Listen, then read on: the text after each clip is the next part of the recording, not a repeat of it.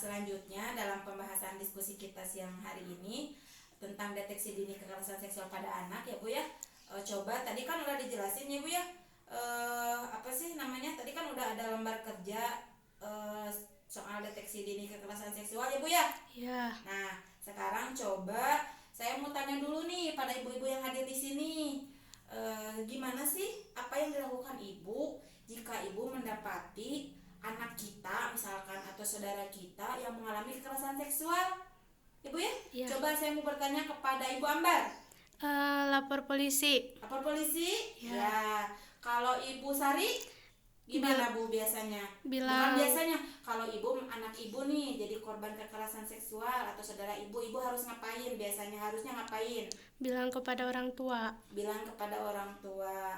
Kalau ibu satu lagi deh yang di belakang tuh, Ibu Fitriani, coba gimana Bu? Apa yang ibu lakukan jika mendapati anak kita atau saudara kita jadi korban kekerasan seksual? Lapor ke keluarga terdekat. Lapor ke keluarga terdekat. Ya, terima kasih ya kepada Ibu Ambar, kepada Ibu Sari tadi, dan terakhir kepada Ibu Fitriani yang udah memberikan jawabannya betul ya Bu ya. Ketika kita mendapati atau misalkan anak kita jadi korban atau saudara kita jadi korban kekerasan seksual, hal yang pertama yang harus Ibu lakukan adalah melapor atau berbicara ya Bu ya.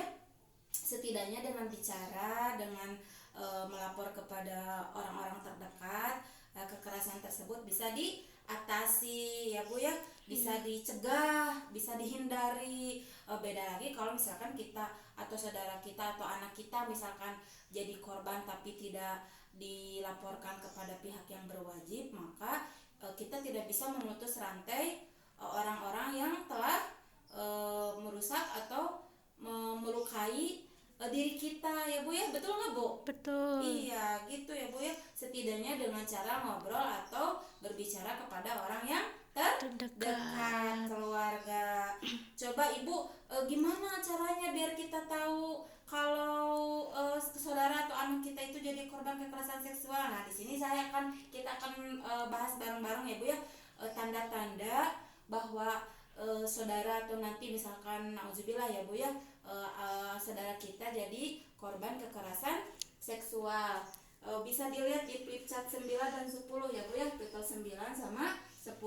Coba kita simak bareng-bareng. Tanda-tanda terjadi kekerasan seksual dilihat dari gerakan-gerakan tak wajar.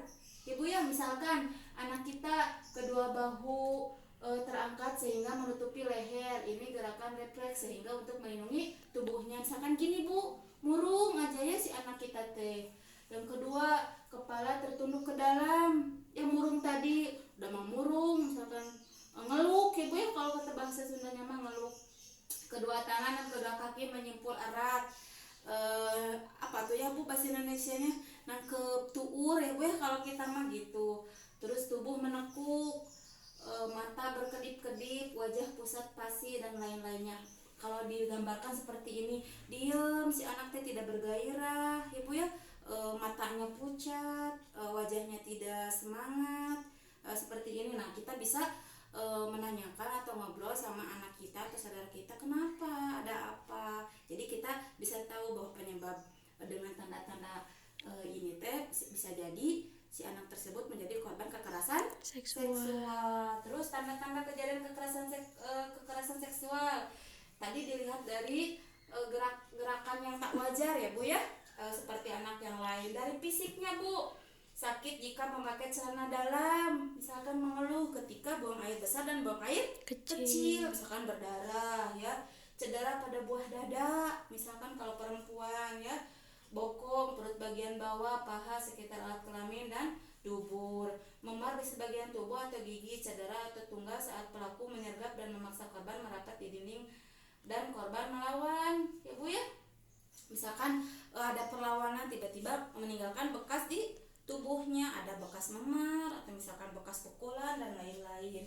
Rasa panas dan nyeri di area genital dan terasa sakit jika disentuh. Si anak teh misalkan pas sama kita dimandiin, yang kalau misalkan masih kecil atau masih ini yang dewasa atau yang remaja mah nggak mungkin dimandiin ya. Misalkan pas dipegang alat vitalnya tiba-tiba dia merasa kesakitan atau dia merasa keberatan. Nah kita perlu waspada ya Bu ya dengan tanda-tanda itu. Ditemukan bekas bercak darah atau cairan di celana dalam anak. dan kemungkinan ditemukan bagian pakaian yang robek atau kancing yang lepas karena ditarik paksa ya. Tanda gejala psikisnya, nah ini juga Bu sangat penting. Psikis itu lebih ke emosional ya Bu ya, lebih ke karakternya. Anak berubah ekspresi, pendiam, cemas, gelisah ya Bu, yang mengurung diri, takut ditinggalkan sendirian, menunjukkan keluhan-keluhan fisik yang tidak dapat dijelaskan penyebabnya seperti pusing, sakit perut, dan masalah makanan, sulit tidur atau apa Bu? Sulit tidur tuh insomnia ya, dan mimpi buruk diikuti mengigau, sulit konsentrasi ketika belajar misalkan ya, dan sulit belajar sehingga tidak mampu menyelesaikan tugasnya.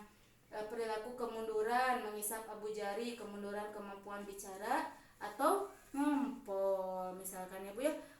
Di secara garis besar, secara fisik dan psikis itu amat sangat mempengaruhi besar banget ya Bu ya pada anak jika anak udah menjadi korban kekerasan seksual. Maka dari itu ibu harus, kita semua di sini harus peka pada lingkungan sekitar, pada anak kita, pada saudara kita. Jika menemui tanda-tanda yang tadi sudah kita bahas, alangkah baiknya kita tanyakan ya, kenapa? Siapa tahu atau bisa jadi saudara atau anak kita itu menjadi korban, salah satu korban kekerasan seksual.